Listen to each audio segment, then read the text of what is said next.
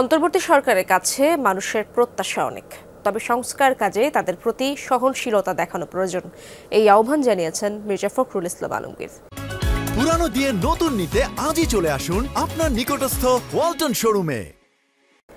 দুপুরে লালমনিরহাটের আবুল কাশেম মহাবিদ্যালয় মাঠে শহীদ জিয়া স্মৃতি ফুটবল টুর্নামেন্টের উদ্বোধনী অনুষ্ঠানে যোগ দেন বিএনপি মহাসচিব। বলেন, আওয়ামী ফ্যাসিবাদী কোনো উপদেষ্টাকে বাংলার জনগণ মেনে নেবে না। সংস্কার কমিশনগুলোকে দ্রুত কাজ শেষ করে নির্বাচন দেওয়ার তাগিদ দেন মির্জা ফখরুল।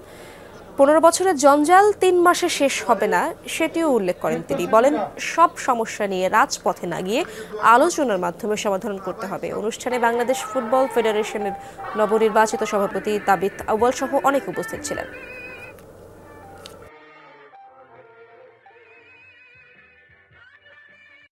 এই সরকারকে আমি বলছি আগেই, তাকে অন্যান্য সরকারগুলোর মতো দেখলে হবে না।